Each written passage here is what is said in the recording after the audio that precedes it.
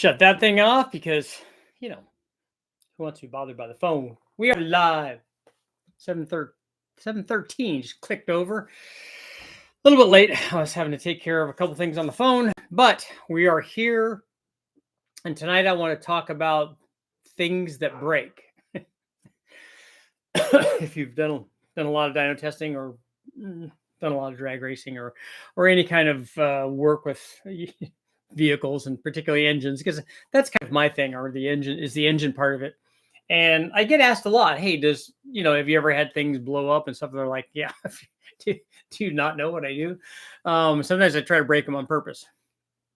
Sometimes it takes a lot. The first Big Bang motor is a perfect example of that. An engine that, I spent time putting together correctly as you can with stock, cranking rods and pistons and ring gap, and then, putting heads, cam, and intake, and then turning the boost all the way up as easy as you can do that. we did that. But we were trying to find out where something would let go. So we were, purposely essentially trying to break it.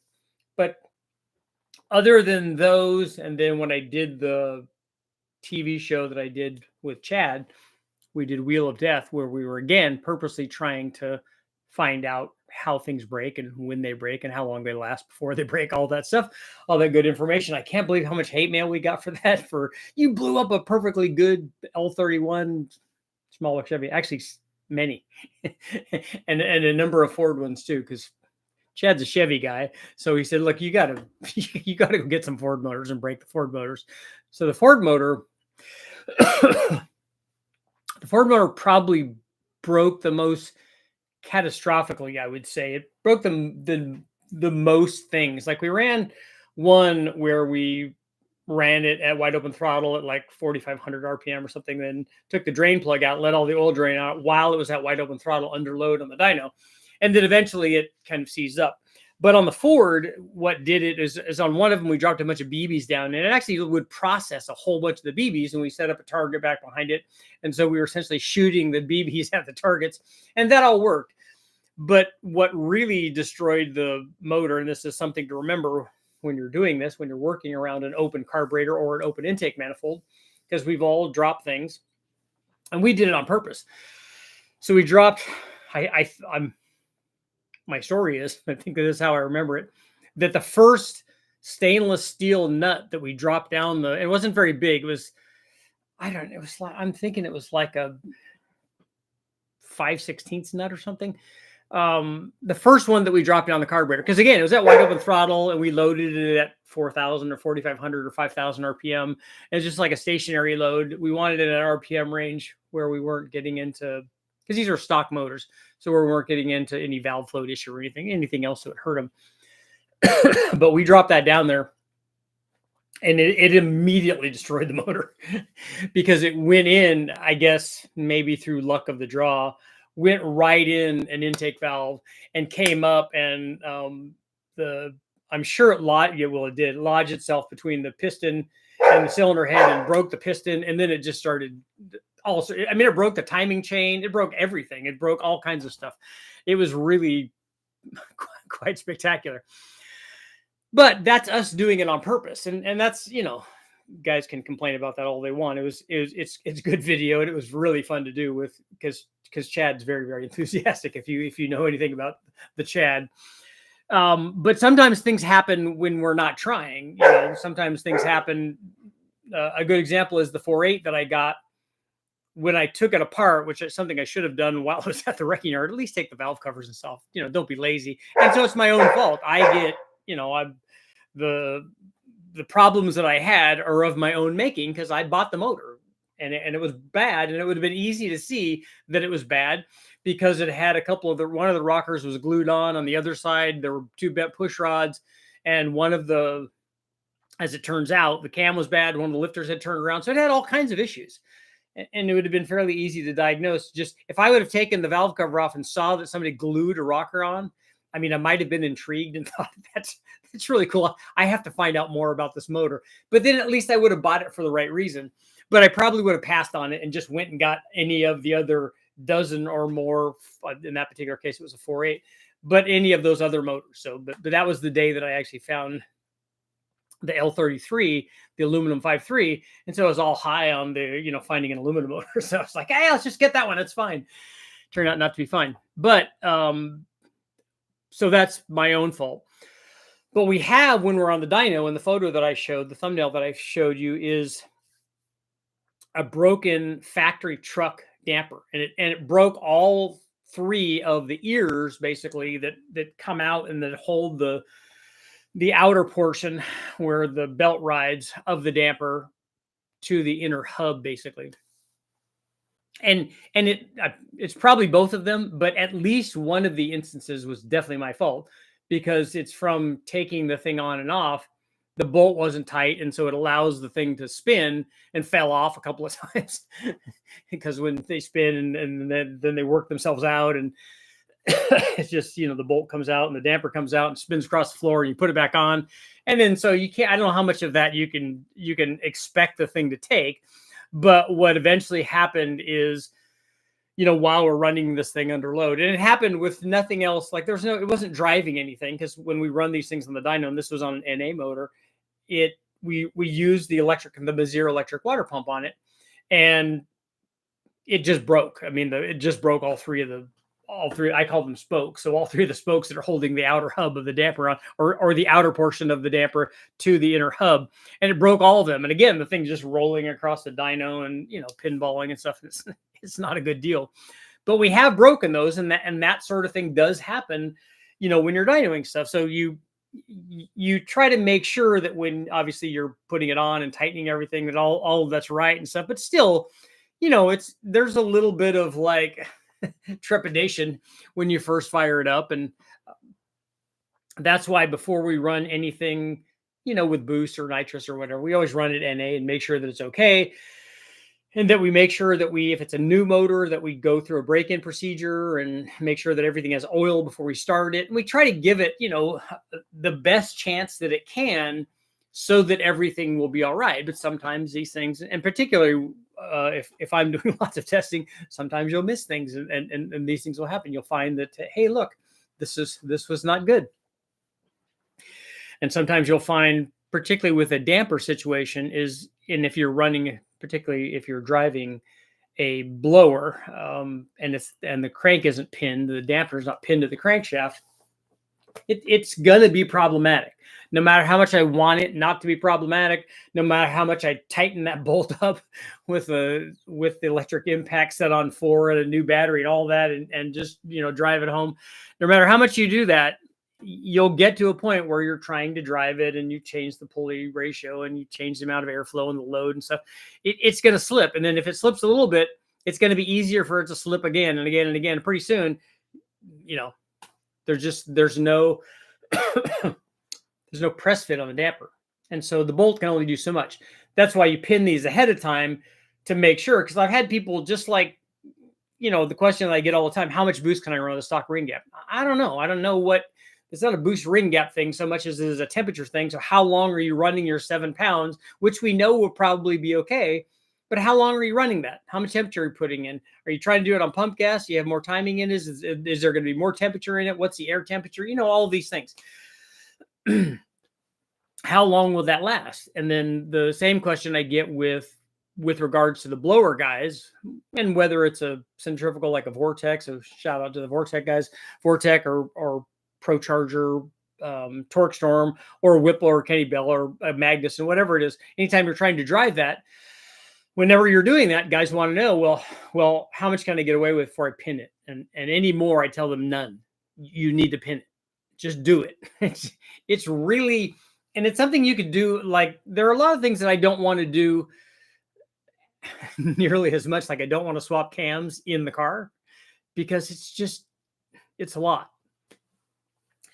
On the engine dyno, that's why I can swap a cam in a half an hour or less, because it's so much easier to do on the engine dyno. You have access to everything. You don't have to lean over the thing and all that.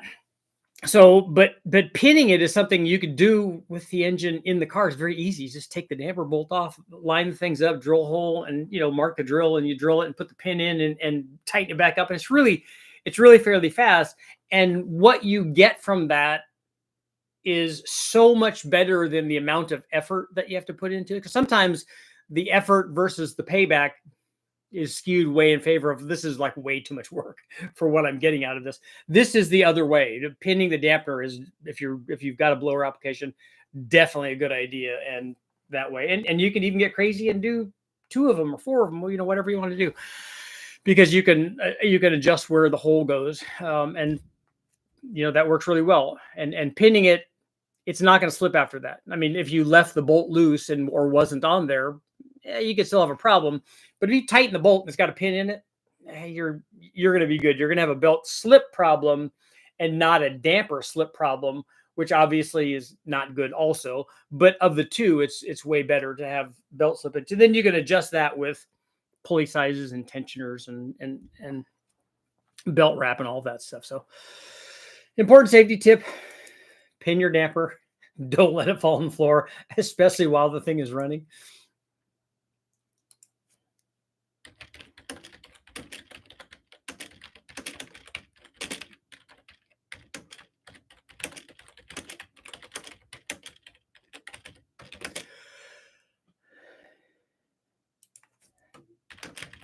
Okay, have you ever had an engine part break while your motor was running? I guess it'd be hard for it to break while it's not running, right? Maybe that would be a better question. Single overhead. Cam Tony, what's going on? Ricky, what's going on? Jerk, Bill's Garage, Bryant.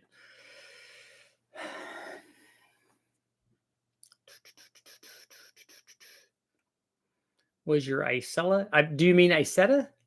I never had a BMW Isetta, which would be cool though. I do really like those. Australia's in the house. How dare you blow up a Slant 6? I haven't blown one of those up, but we did. The one that I got was already damaged. It had burnt valves or something. I think that the valves were bad. I think we had to redo the head on it. Allen Ranch, what's going on? Dean. Yes, the dancing machine.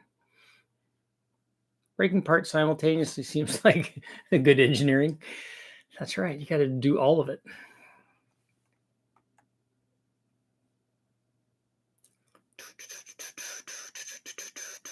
Chain of maladies. It's the worst kind of chain.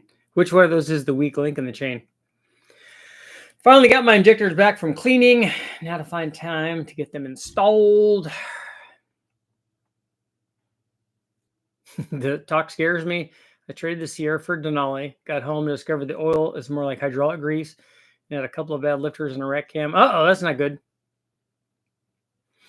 Richard, you're just showing us pitfalls to avoid. That's right. We're showing you that in the case of the engine, the TV show that I did with Chad, the Wheel of Death, don't drop a whole bunch of BBs down there. Don't drop a stainless steel nut down there. Don't undo the oil pan or the plug for the oil pan, the drain pan.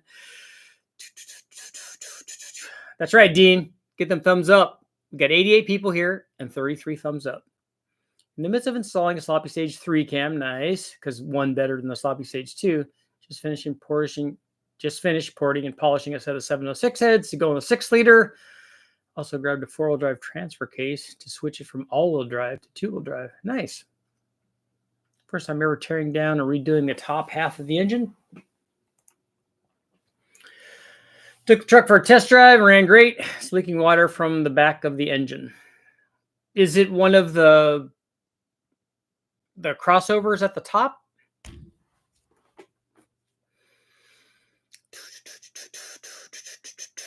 Just after high school, my best friend's 73 Chevelle ate the wing nut thread from the air cleaner. That's not good. It was a 2-piece and the brass union in the middle. Oh, I see that. Yeah.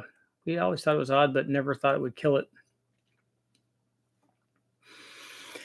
I dropped one of the nuts in my 260Z. I had done a homemade air cleaner assembly for the Webbers, the side draft Webbers. It was a box and then had an opening and then went up to a cold air duct because I wanted to get cold air even back then.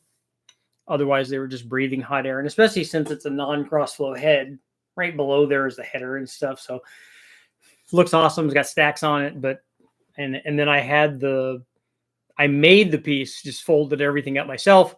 I didn't know how to weld. Took it to a welder. He welded it, polished it, chrome plated it, and had this open air box. But I don't think one of the bolts came from the air box. But when we were putting the air box on, I had it secured. The way I made it is it's secured by the hold down studs and nuts for the stacks, because I still had the stacks in there. They were inside the air box, and I got one of those and grabbed one of those, and it pinballed inside there and put all sorts of bad stuff in the chamber and the head. I had to take the head off, and I remember everybody in my apartment complex. This is when I was going to UC Irvine. Everybody in the apartment complex hated me because you can't be working on cars there because it's Irvine and they don't allow you to do anything like that.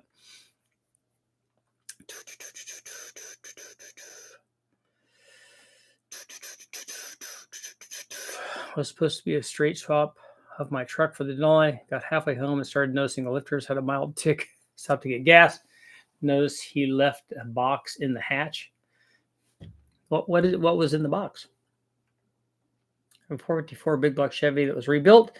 Paperwork states rebore cylinder 4695.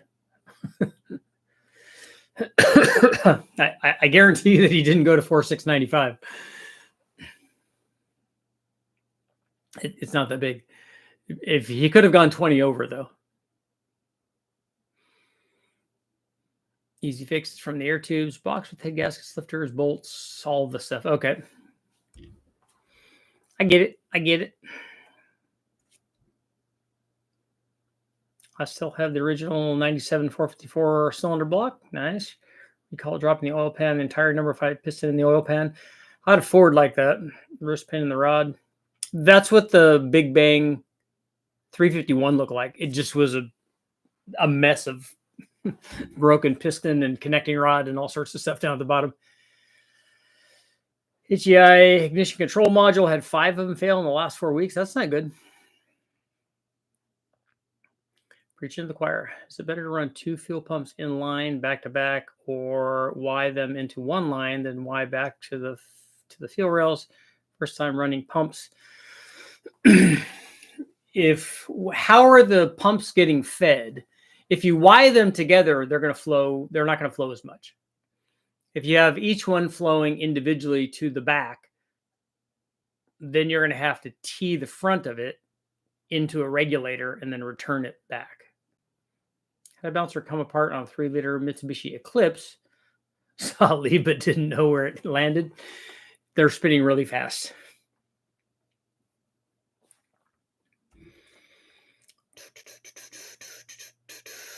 I broke a ring line 10 miles from home and limped it all the way back. My temperature gauge turned into an altimeter. Uh-oh. Eric, you don't have any ads? Shh, gotta be quiet. Gotta sneak up on them. Otherwise, they know, right? Have you ever had an engine part break while your motor was running? 84% are saying yes. I'm not alone. I've been communicating with a real life TV star. That can't be me. So who amongst the audience here is the TV star? So I need to let all my friends know I rubbed elbows with a star, kind of like knowing the Hawk Tuah girl. I like her. She's doing good stuff, and I think that what is her name, Christy or something like that. I salute her. I think she's done a fantastic job, and that right there is the evidence of 2 things. One, of the American dream, of how you can go from her being a girl in a small town to being a huge celebrity. And it's the power of social media, because, she's, good for her. I think that's awesome. I have a 2,200-pound kit car with an LS1 stock cam, too much low end torque and not enough RPM with a 6,000 RPM red line. Can't get out of first gear fast enough. So you want more cam and spring in it, right? That's easy to do. I have cams for you if you want. Ryan answered no, assuming that rotating assembly was meant. Multiple heads, gaskets melted, straps on plugs, and warped a block. Uh-oh. Haley Welch. Okay, that's who it is. I don't know why I was thinking Christy, but yes, Haley. You see her all over. I just saw a thing of her on a celebrity poker tournament or something. She's been all over. Good. Like I said, I think that's fantastic. I want to buy a cam for an LQ4. I have two of them. One of them is the low buck truck camshaft. The other one is a truck plus. The low buck truck camshaft. You can take a look. I ran a test. I have a video up where we ran one of those on the 6-liter, and it does very well. The low buck truck will make more power up to about 5,000, and then the truck plus, the slightly bigger one, one's a 212 cam, one's a 219 cam. The 219 cam will make more power above 5,000, but trades power down below that. So whichever one you want, it does.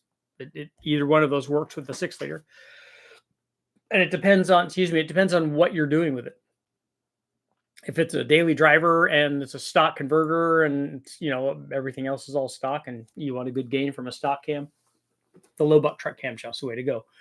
If you want a little more stuff on the big end, get the bigger cam. Injector question: LS1, LS6 intake, stock throttle body, ported GM, hot cam, 243 heads, and equal length SLP headers. What injector should I be using? They're currently stock. I don't know how you're getting by with stock injectors with all of that, because your motor should be lean. Because a stock injector on an LS1, I don't think is going to be big enough to feed the power output of that combination.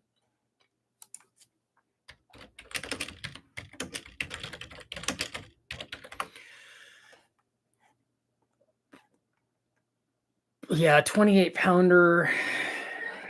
At least that's better than the truck, but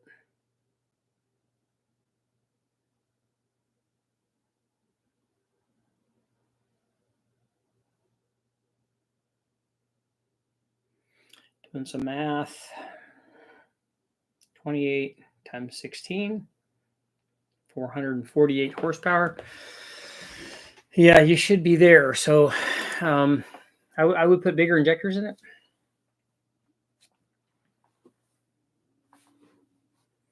30s, 36s, 42s, anything like that will be fine. If I put one pin in the crank with one blower, should we put 2 pins for 2 blowers?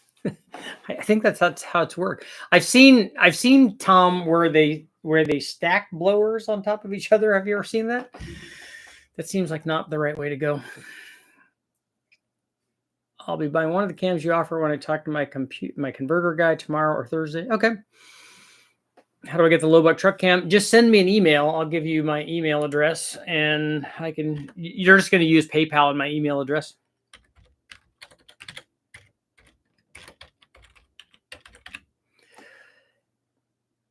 Let's see. That is right. Funny Bike. I know that is a really good line of hers. That's probably even better than the Haktua thing. And I like that she's doing stuff for pet adoption stuff. I think that's awesome. Attached to my above message, I asked a question about my car previously. The owner said it made 400 horsepower to the wheels. You had suggested that not with those.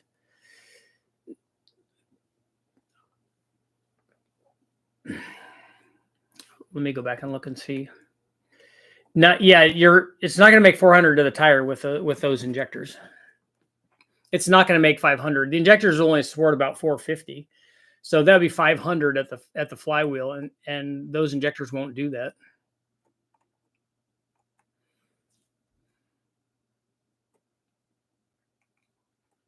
What's some of your previous videos looking for that low end torque miracle?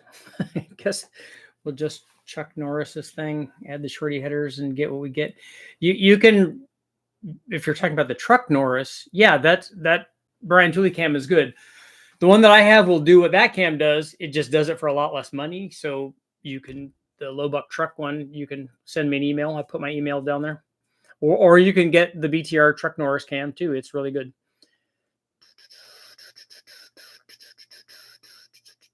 Years ago, my brother was Revenge, his L72. Oh, revving maybe. Cooling pin off the alternator flew off and hit me in the hand. Uh-oh. Oh yeah, that'd be a slicer dicer right there, man. That's some serious stuff. What's the biggest injector you can rock with a stock fuel pump on a 6-liter setup? I don't know what the flow rate potential of the stock pump is, but you could get to where you don't have enough fuel pump for that.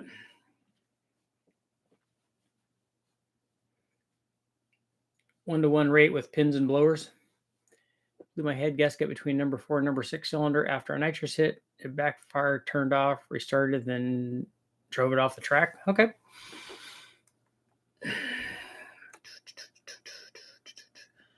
I've been hearing a faint tick from the passenger side LQ4 with LS3 heads. That's a good combination. Although it's going to be fairly low compression with those two things, but I believe it's coming from the rocker. I read that it's a common problem, pretty normal. What rockers do you recommend? I recommend stock rockers. That's what we run on everything. I don't have, it's hard for us to hear probably a lifter tick with open exhaust. I do try to run mufflers whenever we can, but I've not heard lifter tick stuff. But I recommend stock rockers. You can take a look and see if something's loose, because if it's not loose, you shouldn't have rocker noise.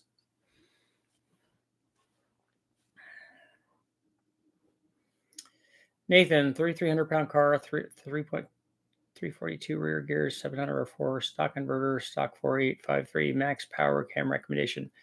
Well, your limitation is going to be the stock converter. So you have a limit in two things. First, the camshaft you can use with a stock converter, particularly with a 4.8. That's going to be even worse, or even not worse, even more limiting in terms of camshaft. On the 5.3, you could probably get away with a little bit more camshaft, but most stock converter applications, the guys that the camshaft I recommend is my low buck truck for that one. When is Summit going to have another big sale on Summit products? I don't know. Did they have one recently? A burnout exhaust valves, 125-mile late night journey back home. The rear drive Escort van had a 1.3 liter Kent overhead valve. It wouldn't idle. All 4 valves were back then. Really, it was that bad that they actually had holes in them. With my previous question, what injectors would you suggest that setup needs a different injector? Well, those injectors are not big enough for your power level. But like I said, you could get, you need to go up to like a 36 or a 42 or something like that. I don't know what specific injector fits the size that's necessary for that intake manifold. I'm not that hip on that. I just know injector flow rates. I put 80s in everything because that way we know if we want to put boost on it or something. And most of the motors that I have that we're going to run on the dyno are going to get some kind of boost. And they're definitely going to get heads and cams and things like that. So we always put more injector in than we need. That way we never have to worry about that. I don't ever put just enough injector in. I put way more because it's better for the injector not to have to run near 100% duty cycle anyway, although we have a lot. But it's much better if you can run it at 50 or 60%.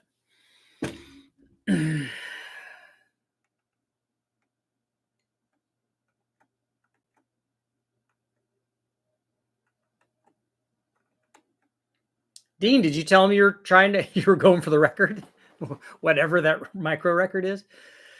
Hoff, good to see you. Hear you. Comment, but something like that.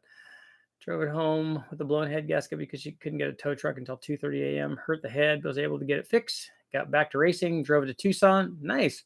Are you going to the duct tape drags? Is that why you went to Tucson? Richard, will 2 Junkyard M122 blowers make the same as an 871? I don't know what I'm trying to think what we've made with a 112 or 122. I'm thinking that they might not the same boost, but the same power. Because with an M122 on the GT500 stuff, I think we've been near 700 with those.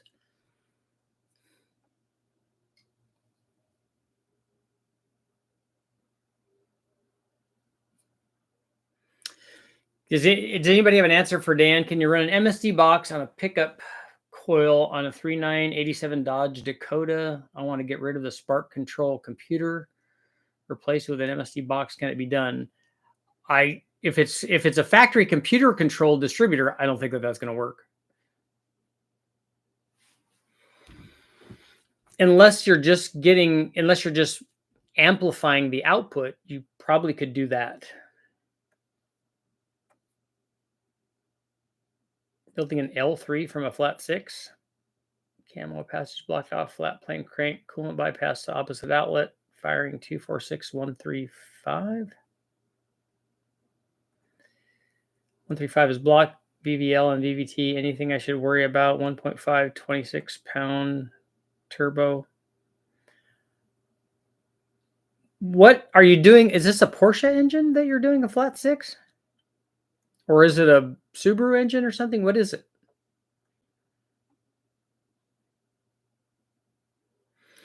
With the stock rockers, you add a trunnion kit to them. I've only done one trunnion kit or maybe 2 installs ever. And I only did that to do a story for it. I don't normally do that, but I do recommend it, particularly with the rocker assemblies that we normally get from the wrecking yard. Because if it's like my truck, it has 350,000 miles on it. It's a good idea because the rocker is kind of worn out. But before I would do a trunnion kit, I would look at the rockers, because the thing to look at with the rockers is that in addition to the trunnion wearing out, look at the rocker tip for excessive wear, but also look at the cup where the push rod rides. And if that's shiny, you should just, you know, it's probably good. What you'll see is if you look at 8 of them, some of them will be different than the others. Some of them will have excess wear. A lot of times on the factory stuff, that will coincide with wear on the push rod, and you'll see it will be like a football shaped. And if that's the case, you need it. It's a good idea to replace that stuff. And also, by the way, all that material went into the engine.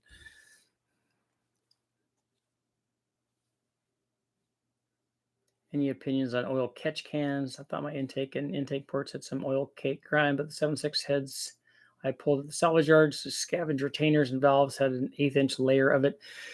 LS motors are notorious for having lots of oil in the intake because of the way that they do the positive crankcase ventilation. So the intake is full, like a truck manifold. The intake manifold will be full of oil. Usually, I see less of that in the intake port and the head, because the nice thing is that the fuel washes all that stuff off, and then it burns.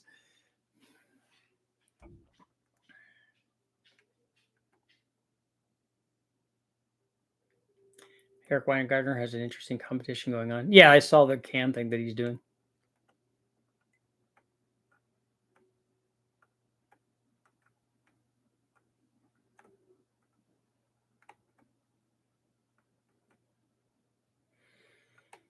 Let's see.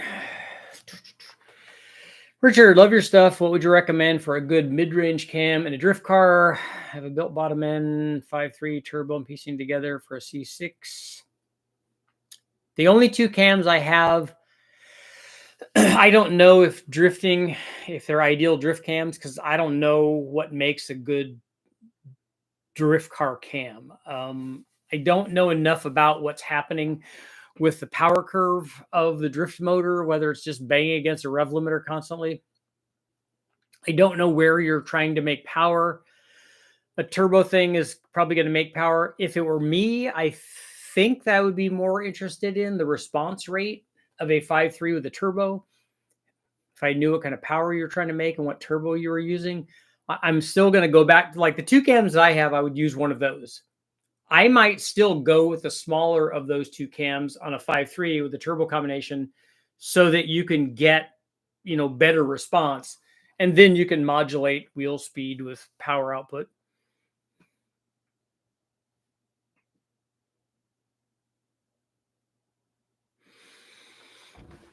Dean, is that all the gearing that you had? 95 miles an hour at 7,500? A little bit of side to side playing the rockers from left to right. I think that they're going to have that. I don't know what too much is, though. I know it's a PCV issue, but it seems like it would be better to run a vented catch can as well. We always do. When we run things on the engine dyno, we never have PCV hooked up. We don't have, I think it's a terrible idea to have oil vapor going into the intake manifold. It's a terrible idea to have oil vapor going into the combustion process. The detonation threshold of oil vapor is much worse. It's much easier to ignite and make it be detonation than the fuel mixture. So what we do is we vent all that stuff to atmosphere. You can also vent it to a catch can with breathers on it, and that's a good idea. And lots of guys do that. And I think that's a way better option.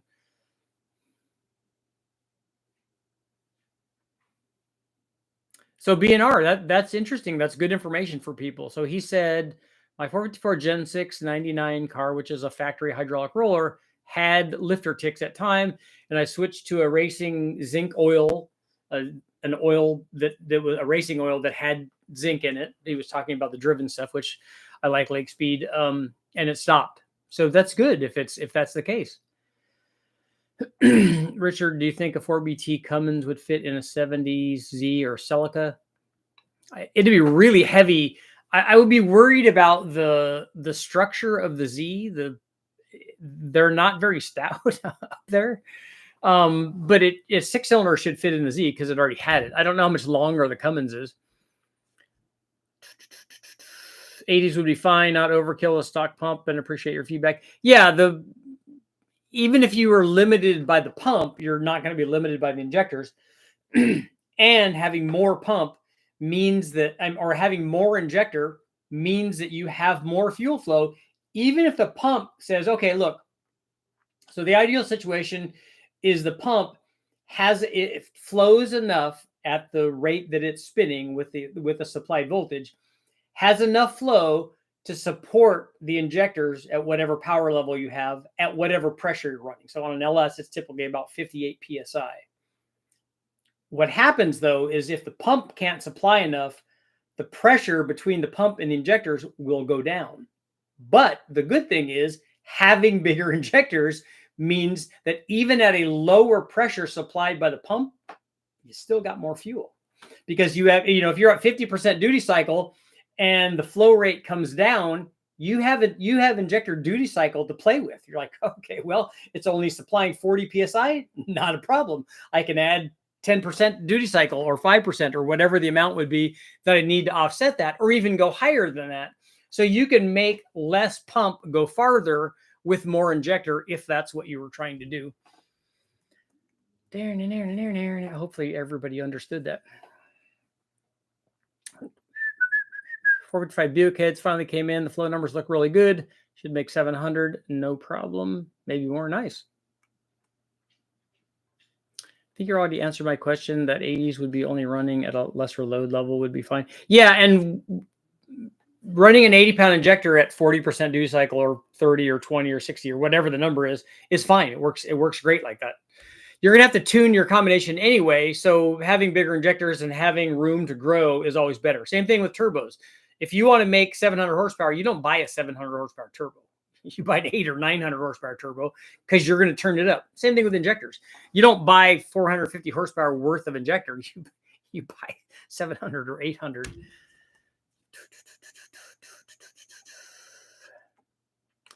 Need to make the correct distributor for the 3.9. Use a V8 and swap the reluctor with a slant 6.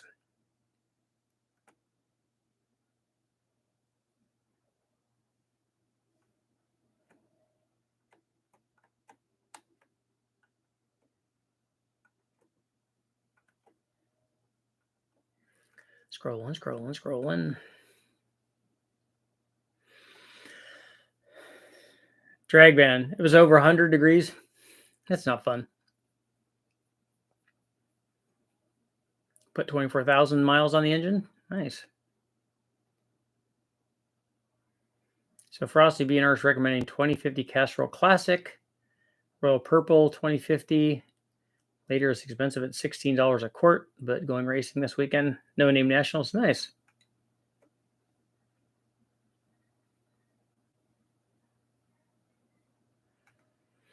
Maxima Oils. I haven't heard of those. I haven't heard of that company. I replaced the ignition coil in Excel 6 months ago. Could that be creating my ignition module issue? It might be. They might not be compatible. When you make a change and then something happens, go back to the original thing.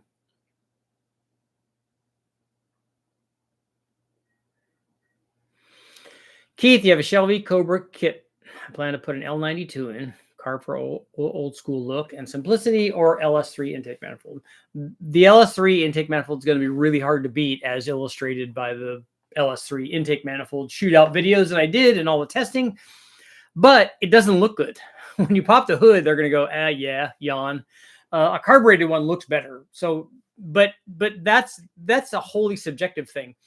You have a Cobra and you have lots of motor to put in it. It's going to be way better than, I think, arguably any 289, and way better like a Cam L92 will make as much power as a 427 side oiler did, any factory one. So you'll be fine with a carbureted deal. It should be plenty fast. It's an easy 300R, deleting the passenger head and utilizing head sources for oil feed drain and PCV primarily for style. I think RX-7 across the block intake manifold, 1.5 turbo build. Okay. Is it an easy 30R? Is that a Subaru motor? I'm not familiar with Subaru, particularly Subaru 6-cylinder stuff. What are you doing? Huh? What are you doing? You know, I'm working, right? I'm working.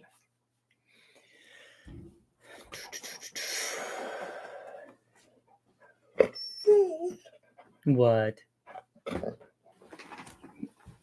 Big stretch. Is that what you look like? You just woke up. Huh? I did. I just woke up. Huh? Ooh, face rub. Huh? Face rub. Huh? That's good stuff. Where's your baba at? Go get your toy. Where's that? Go get your duck, or bear, or lion, or one of them. You got like 100 of them. Go get your brother. Where's Brady? Go get Brady. Where's Brady? More? Okay, I know.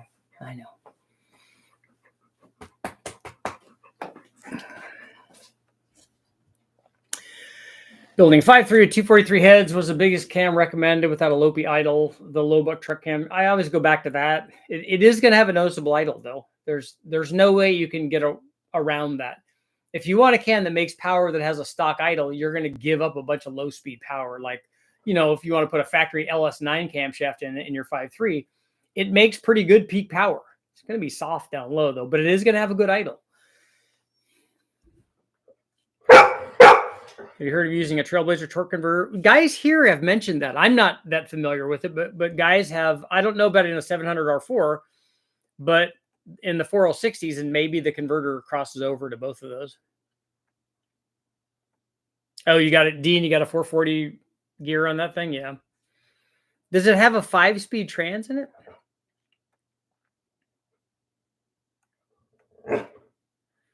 Way back in the day when Pick Apart put cars out, I just came in, the engine started, we were revving it up, the fiberglass flex fan came apart. Yeah, they don't like that. We did that. Mark and I went in and cranked over we weren't trying to start it. We just cranked it over so that we could do a compression test on it, on the 4200 on the Atlas.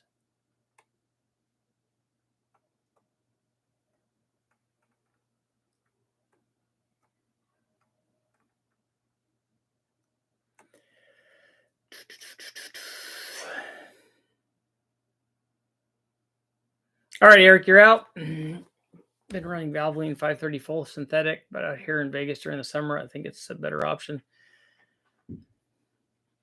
I did money shift and Escort GT 9000, ends the valves. Did it break the cam belt? I do like those Escort GTs though. No name. I have a 226 232 cam. Okay. Would the power gains be worth it to do a cam swap over a GM hot cam? And thanks for the injector question. I don't know what the specs are on the hot cam. If you tell me the hot cam, that cam already seems like it's big enough. Maximum Oils are based in California. Okay. I've never heard the name before. I had a harmonic balancer break on my 408 and my Chevy Suburban. So the damper broke on that. They're not balancers, but because they don't balance anything, it's internally balanced. Looking at maxima for 1030 high zinc when cool fall weather is here, 2050 in the hot summer. Is it worth it to buy HP tuners and learn to tune if I'm going to be upgrading over time versus paying someone to tune it? It's better for you to know it. In fact, I just got one of these sent to me from the guys at Diablo Sport. This is a Diablo Sport Predator X. So I'm going to try to maybe do something with that in my truck. But it's there's no cable to it. So you just do it with your phone, which is kind of cool. So I'll take that with me on my trip to West Tech and have Eric play with that. Keith, you have a Grand National from GN from MN. Nice. Easy 300 R is a 2004 Subaru Tribeca engine. Okay. For drifting, the response matters, but you don't have to be hitting the limiter. The 5.3 is a built bottom end, VSR 7875, air to water from Tick. Those guys got good stuff. Low RAM, 120-pound injectors. Want usable power, not just power. Yeah, it's going to be softer because of the low RAM, because it's a short runner manifold, so that it is going to be soft down low. I don't know how high you're revving it. I myself would put a low buck truck camshaft in it. I would want more response, particularly now that you have that short runner intake manifold. It was in 1988. I had no tack in the Escort, but I saw an indicated 160 kilometers an hour. Cool. Do Goldens do better in pairs? We have 3 of them, but the puppies are we have 2 brothers that came from the same litter.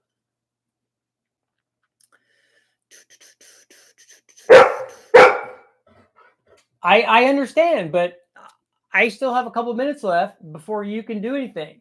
All right? All right. You know better than I'll get you. Come here. Come here. Come here. Hello. Hello. You always come up here. You just want to be on camera, huh? Huh, you do. There you go. Okay.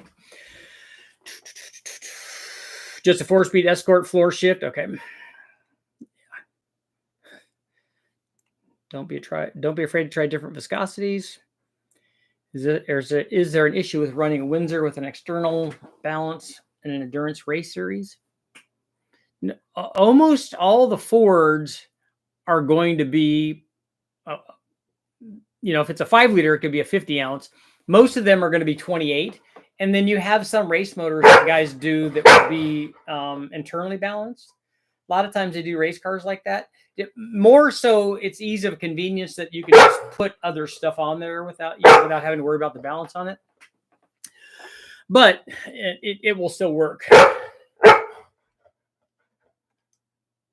I've been told that the mains will walk. The mains will walk because it's externally balanced. I haven't heard that. Do you know of a good drive-by-wire throttle body for 102 fast? I don't. I try not to use drive-by-wire throttle bodies on the dyno stuff. I like a mechanical throttle body. I know at Brian Tooley, when James was there, they used a lot of drive-by-wire stuff. I personally don't like them. I don't. I want to mechanically be able to open the blade. It's just me.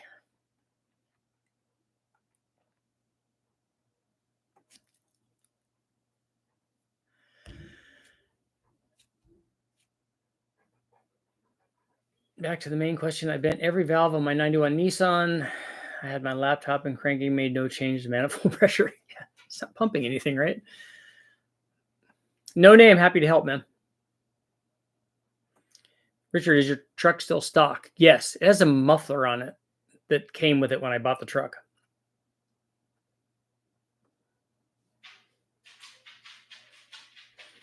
All the Group A Mustang 5-liters tend to have problems with dual mass balancers, except for Richard at the Silver State. In Australian touring car racing, oil pumps and blocks had short lives. They probably didn't run 50-ounce balances in those motors, right, Dean? There would be no reason for them to do that. The Merkur XR4Ti, I'm a big fan of those, yeah. I know he does. He is pretty saucy. He's very vocal. been interested in learning to tune HP tuners. Do you have any resources? Does anybody else have any guides for him to go? I know that there's stuff online for HP tuners for you to learn. There's guys that do seminars and stuff, and there's videos up on YouTube to help you.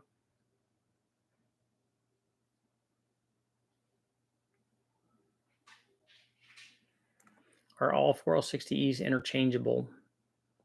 No, a 4-wheel drive one and a 2-wheel drive one are not interchangeable. Only because of it's the tail shaft is different on them, I think. So where are we at? Have you ever had an engine part break while your motor is running? 79%. We're going to end our poll there.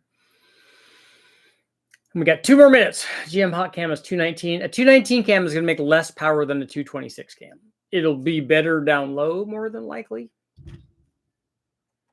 Oh, that's right, Alan. I forgot about those guys. The Go Rope Garage is a good place to look up tuning stuff. In fact, I'd like to go talk to him again.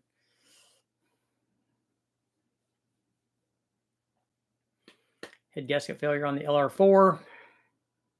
Low through carb or Holley Terminator on a built 4.3 with a Vortec at 10 PSI. Is the 4.3 a 4.3? Not that it makes any difference. The V6 or is it the 4.3 V8, the LT1 base motor?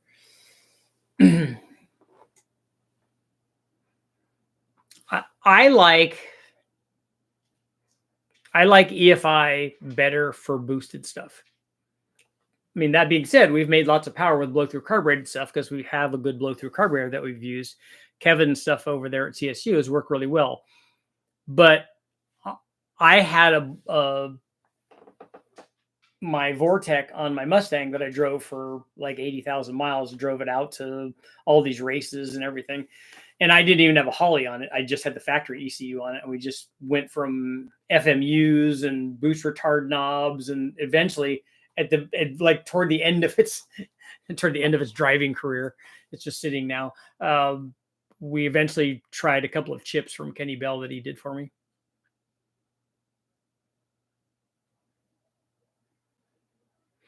They were all 50 ounce. That surprises me.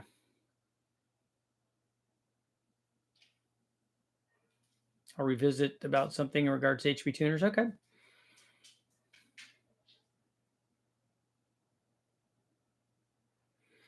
Is this CX Racing turbo kit for the 462 valve any good? I don't know about their kits. I've only ever tried one. I tried an LS and it didn't fit with some of the stuff.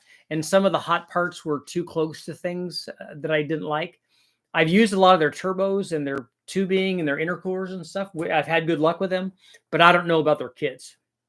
Do you have a favorite 80-pound injector? I normally use the Deca stuff. The ones that I have right now, because I think that they're all getting the same ones. Siemens probably makes them or somebody, but the ones that I got, I think came from Excel, and I don't know who they sourced them from.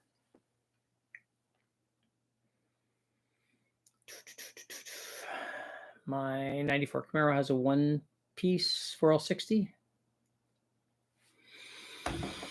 There.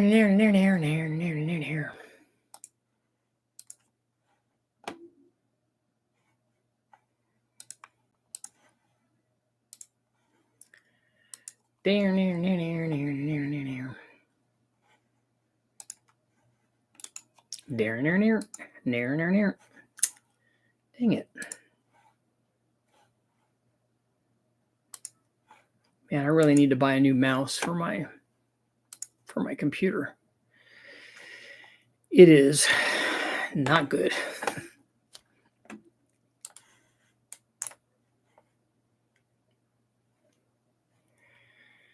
Copy.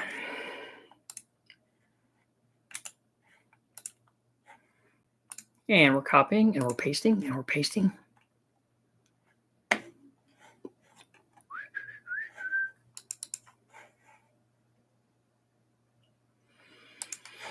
Get those questions in, yo.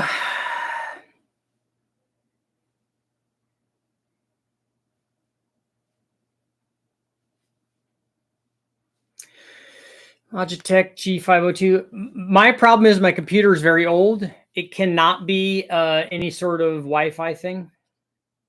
Tom, I will give you a call tomorrow.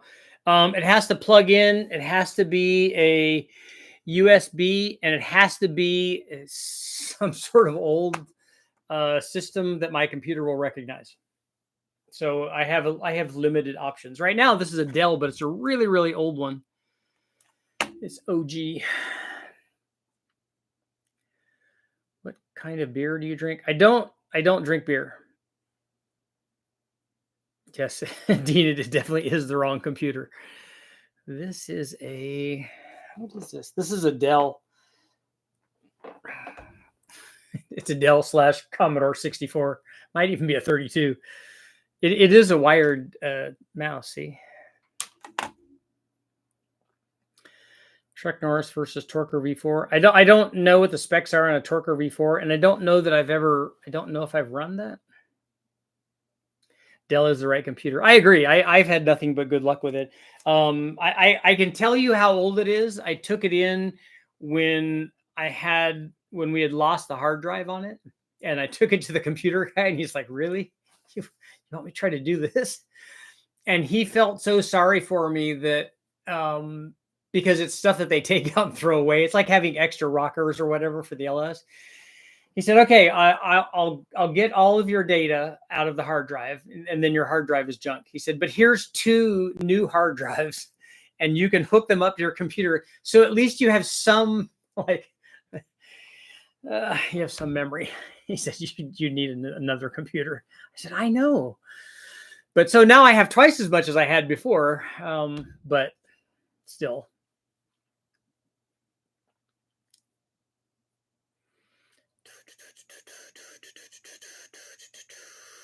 Weak link stock 460 is a torque converter lockup friction. HP makes some good stuff. I agree. I need to look and see what my laptop is. My son bought me a laptop for Christmas, I think, or Father's Day, and it's awesome. I use it for lots of stuff. In fact, I've used it for the live feed when I do it downstairs. Now. Yep. So computer people that are out there that want me to do a story, I can't wait to put together the rest of that that Howen engine, because now I really kind of want to add nitrous to it.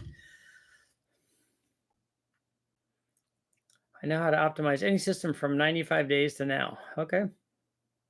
Grand National all the way. All right, that's good. I like that.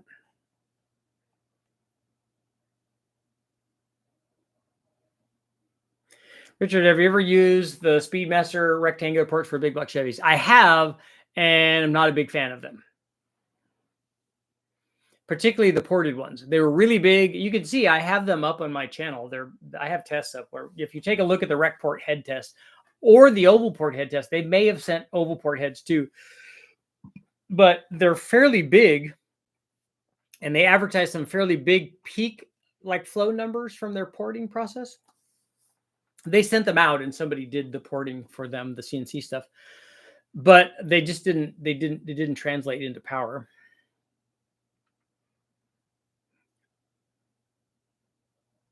Ryan, you're wanting to put an LS9 or a Coyote in a ZR1?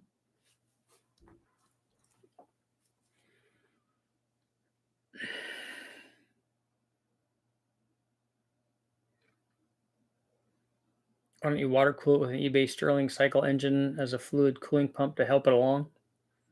Water cool what? My computer? Because otherwise the engine is water cooled, if that's what you're talking about. My son has water cooling on his. He built his own computer, and he's got all the fancy lights and gizmos and stuff.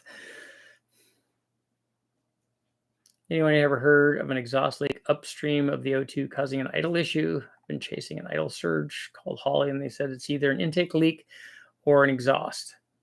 Well, an intake leak would, particularly at idle, when you don't have a lot of exhaust flow, could make the thing cycle. I want to see Richard start testing diesels. That's not going to happen on the engine dyno. I've done some chassis dyno testing on the Cummins that I had in the I want to see a 2008 Dodge Ram 3500. We did some stuff to that, but not very much. You ruined a couple of computers in the past. Yeah, I don't try not to download stuff. Any recommendations on how to get decent power gains easily out of an LS4 Grand Prix? Yes. A tune, probably exhaust, definitely intake manifold, and definitely camshaft and springs.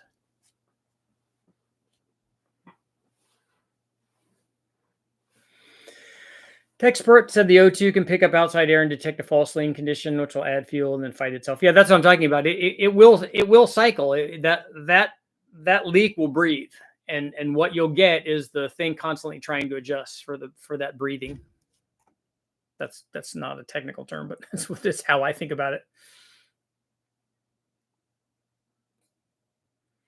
Would you use E85 for 2V or stick with 91 pump gas for a boosted scenario? Or if you're talking about a 462 valve or anything that has boost on it, I would use E85 because E85 is better. Jacob, you're here just in time for me to leave.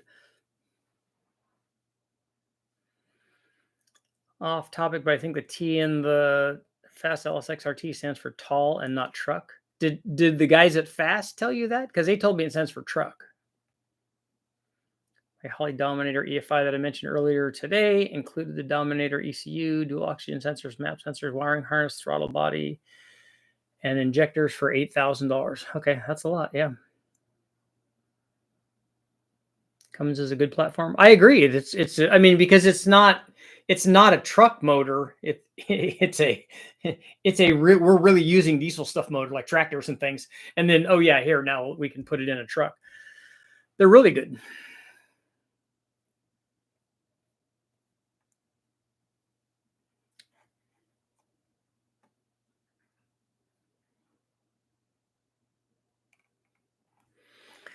All the bells and whistles. And on that note, it is time to go, but I'll see you guys all tomorrow, probably tomorrow morning, I'm thinking. That'll be good. And then I'm getting ready for a trip in my favorite rocket ship. That's right.